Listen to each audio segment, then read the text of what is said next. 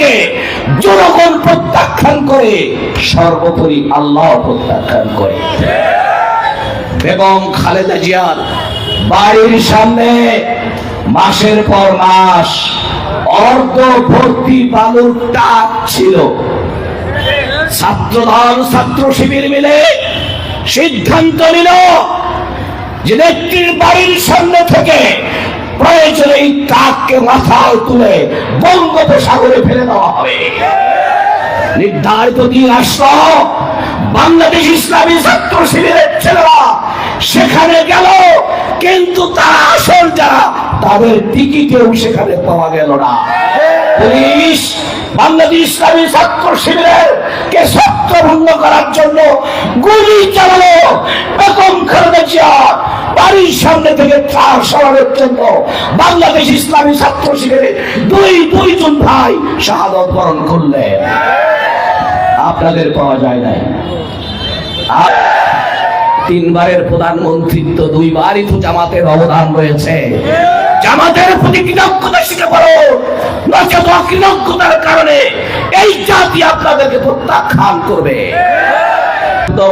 যদি জামাত নিঃশর্তভাবে আপনাদেরকে সমর্থন না করত, আজকে যাকে তিনবারের প্রধানমন্ত্রী বলছেন তার কপালে 91 সালে প্রধানমন্ত্রিত্ব আসতো না। যে 71 বলছেন, যাদের ব্যাপারে বলছেন, এই বয়ান তৈরি করে শেষ পরিণতি হিসাবে বাংলার জমিন থেকে তাদের উৎখাত হতে হয়েছে, তাদেরকে দেশ থেকে বিতাড়িত হয়েছে। একই বয়ান যখন মানুষের সামনে পেশ করছেন, মনে রাখবেন পরিণতি একই হতে পারে। তার সাক্ষী হিসাবে আপনাদের সামনে আমি বলতে চাই, বিগত এই সময়গুলোতে আমি বিশ্বের অনেক জায়গায় অনেক দেশে গিয়ে যাওয়ার সুযোগ আমার হয়েছে। আমেরিকা, কানাডা, লন্ডন, অস্ট্রেলিয়া সহ বিভিন্ন দেশে যখনই স্থানীয় ওই সকল ভাইয়েরা যখন শোনেন আমার বাড়ি সিরাজগঞ্জ, তারা বলেন আপনি কি নলকা চেনেন? আপনি কি নলকা চেনেন? নলকার কোন পাশে আপনার বাড়ি? আমি জিজ্ঞাসা করতাম যে নলকা একটা ইউনিয়নের নাম, একটি হয়তো গ্রামেরও নাম। আপনারা কি করে বুঝলেন? কয় সকল আন্দোলনে পুলিশের বিরুদ্ধে দৃঢ় অবস্থান গ্রহণ করে ফ্যাসিস্ট সরকারকে বারবার জানিয়ে দিয়েছে যে ফ্যাসিস্টের কোন নির্যাতন, কোন নিপীড়ন বাংলাদেশের ইসলামী আন্দোলনের বিশেষ করে নলকাবাসীরা কখনো মেনে নেবে না, কখনো মেনে নেবে না। সেই জায়গাতে আজকের এই সমাবেশ। সুতরাং আপনাদের প্রতি আমার ব্যক্তিগতভাবে শ্রদ্ধা, আপনাদের প্রতি আমি অত্যন্ত আবেগ আপ্লুত। সম্মানী বন্ধুগণ, সেই সাথে আরো কিছু স্মৃতি অত্যন্ত উপদেশ হিসাবে, কোন প্রতিবাদের ভাষা নয়, উপদেশ হিসাবে আমাদের বন্ধুদেরকে বলতে চাই। গত 2-3 দিন আগে একটি ইসলামী জালসায় একজন বা কয়েকজন বন্ধু আলোচনা করছিলেন। সেখানে বারবার 71-এর কথা বলা হচ্ছিল। সুতরাং আপনাদের কি উপদেশ দেই ভাইয়েরা, আপনারা আমাদের বন্ধু ছিলেন, আজও আছেন।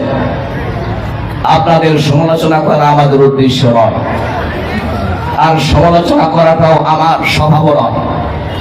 তবে স্মরণ করাই, যে 71 বলছেন, যাদের ব্যাপারে বলছেন, এই বয়ান তৈরি করে শেষ পরিণতি হিসাবে বাংলার জমিন থেকে তাদের উৎখাত হতে হয়েছে, তাদেরকে দেশ থেকে বিতাড়িত হয়েছে।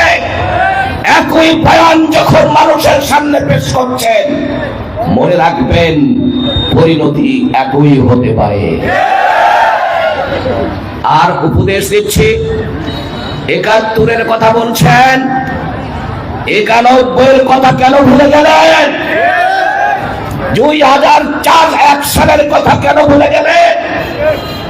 আন্দোলন সংগ্রামে আপনাদের পাশে থেকে আপনাদের নেত্রীকে মুক্ত করার জন্য যারা জীবন দিয়েছে তাদের কথা কি করে ভুলে গেলেন? একান্ত হয়ে যদি জামাত নিঃশর্তভাবে আপনাদেরকে সমর্থন না করত, আজকে যাকে তিনবারের প্রধানমন্ত্রী বলছেন তার কপালে 91 সালে প্রধানমন্ত্রিত্ব আসতো না। যার দানে সিন্নি খাইলে তারে চিনলা না, দানে সিন্নি যার তাই তো বলে, যার জন্য সিন্নি খেলে তারে চিনলে না। 2001 সালে 4 দলীয় জোটের অন্যতম শরিক দল সারা বিশ্ব ইসলামী আন্দোলনের নেতা বাংলাদেশ জামাত ইসলামের সাবেক আমির মাওলানা মতিউর রহমান নিজামের নেতৃত্বে 4 দল গঠিত না হলে বাংলাদেশ জামাত ইসলামী ছাত্র শিবিরের আমরণ চেষ্টা যদি না হতো 2001 সালেও ক্ষমতার স্বাদ আপনাদের ওই প্রধানমন্ত্রী তিনি হতে পারতেন না। 3বারের প্রধানমন্ত্রিত্ব 2বারই তো জামাতের অবদান রয়েছে। জামাতের প্রতি কৃতজ্ঞতা স্বীকার করো, নচেত অকৃতজ্ঞতার কারণে এই জাতি আপনাদেরকে প্রত্যাখ্যান করবে। থাকলো মাঝখানে একবার প্রধানমন্ত্রী হওয়া, সেইবার প্রধানমন্ত্রী হয়েছে, নির্বাচন করেছিলেন মাগুরায়, ওইখানে হয়েছিল নির্বাচন, ব্যালট গুলোকে হেলিকপ্টার করে তুলে ঢাকায় নিয়ে এসে ফলাফল ঘোষণা করেছেন। এই জন্য বিরোধী সকল দলগুলো আপনাদেরকে বলে মাগুরা মার্কা নির্বাচন, ঠিক না? এগুলো স্মরণ করছি ভাইয়েরা, স্মরণ করিয়ে দিচ্ছি বন্ধু হিসাবে, হিতৈষী হিসাবে। এই জন্য ভুল পথে চলবেন না। ভুল পথে চললে লোকদের জনগণের সমর্থন পাওয়া যায় না। সম্মানিত বন্ধুগণ, বেগম খালেদা জিয়া আজকে যিনি অসুস্থ, বাংলাদেশ জামাত ইসলামের আমির সহ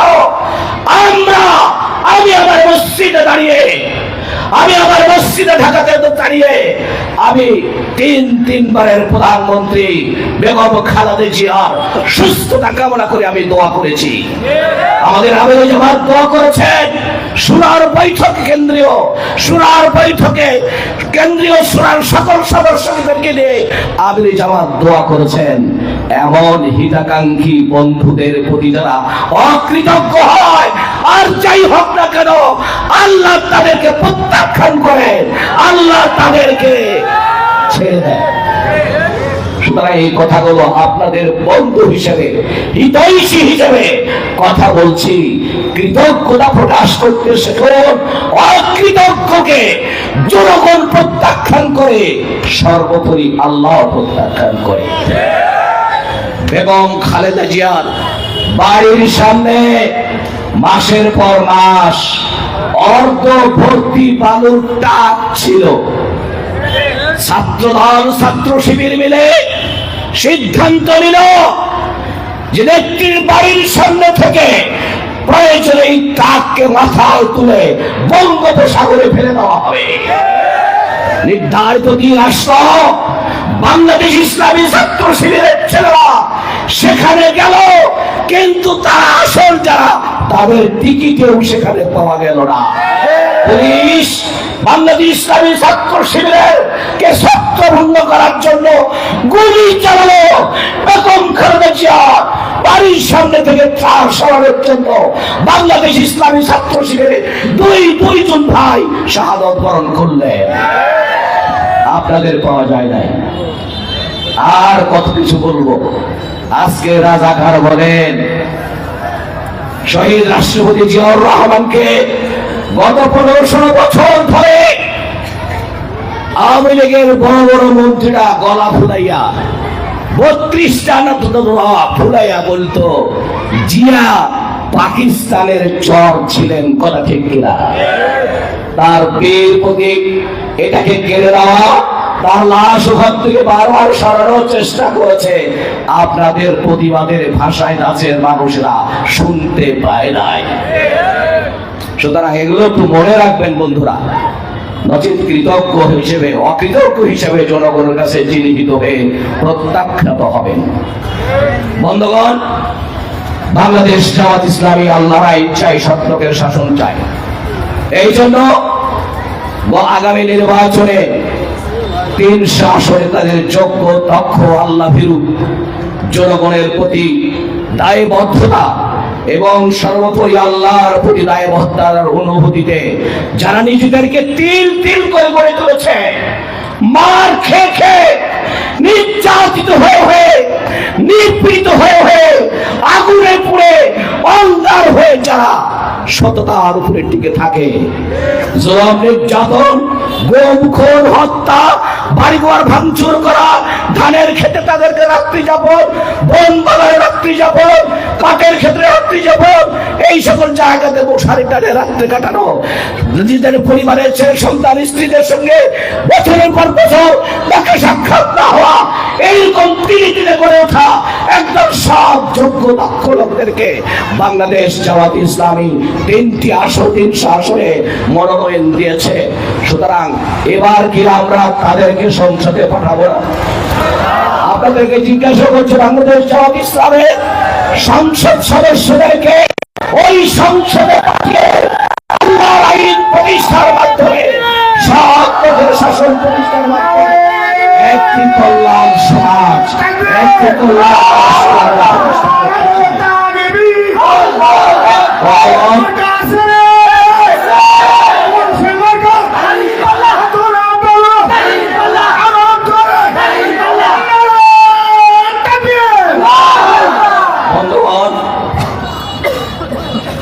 হিন্দু মুসলিম সহ সকল সম্প্রদায়ের ভাই এবং বোনেরা,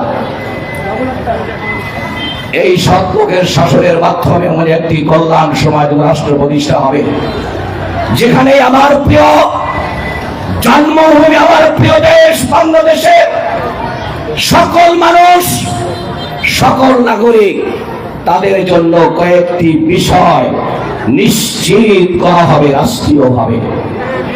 1 নম্বর, সকল মানুষ মানুষ হিসেবে তারা তাদের সম্মান নিশ্চিত করা হবে। তাদের কোন মানুষকে, কোন নাগরিককে তার ধর্মের ভিত্তিতে কাউকে তুচ্ছ তাচ্ছিল্য করা হবে না। মানুষ হিসেবে সকলকে মানবিক মর্যাদায় প্রতিষ্ঠিত করা হবে। সকল ধর্ম বর্ণের মানুষরা আল্লাহর ইচ্ছায় যখন এই জমিনে, এই ভূখণ্ডে তাদেরকে থাকবার, বসবাস করার, তাদের রিজিকের উৎপাদন সবকিছু যেমন কমন করেছে, তেমনি করে বাংলাদেশ জামাত ইসলামের সরকার সকল নাগরিকের জন্য তাদের সব ধরনের অধিকার তারা নিশ্চিত করবে, কোনো বৈষম্য করা হবে না।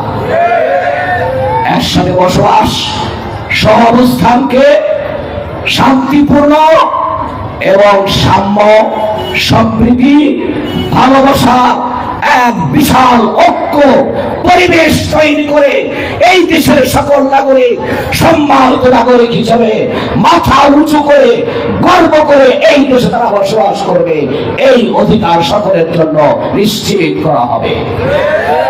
সম্মানিত বন্ধুগণ, ন্যায় বিচার পাওয়ার অধিকার সকল মানুষের। বাংলাদেশ জামাত ইসলামের সরকার সকল মানুষের জন্য ন্যায় বিচার প্রতিষ্ঠা করবে।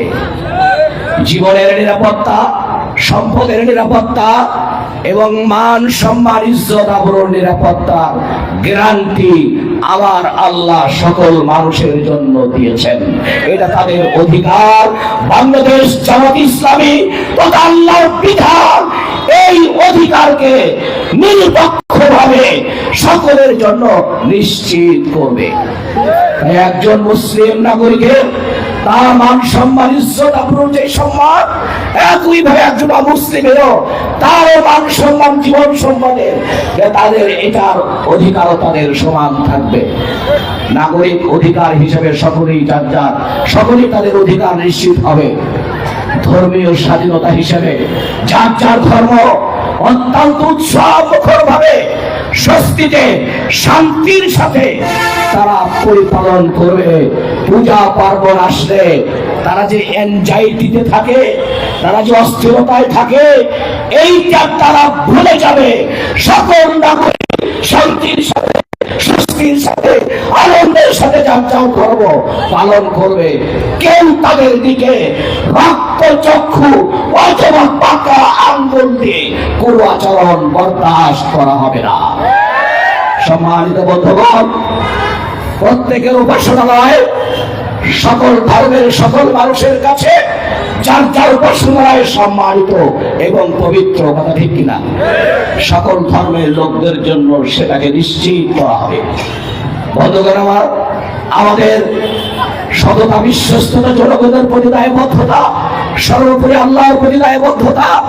এই জায়গা থেকে জামাতের সকল সংসদ সদস্যরা ইনশাআল্লাহ তারা দেশকে উন্নতি, অগ্রগতি এবং সমৃদ্ধির দিকে নিয়ে যাবে। কারণ স্বাভাবিকভাবে রাষ্ট্রের বর্তমানে এই সীমিত সম্পদের মাধ্যমে উন্নতির জন্য যতটুকু বাজেট থাকে, সততার সাথে এগুলো ব্যবহার করলে দেশ যথেষ্ট এগিয়ে যাবে। আমি নির্বাচনী কাজ করতে গিয়ে রায়গঞ্জ, তারাস এবং সালন্দা প্রতিটি ইউনিয়নের প্রত্যন্ত অঞ্চলে প্রত্যেকটি গ্রামের আনাচে কানাচে যাওয়ার চেষ্টা করেছে।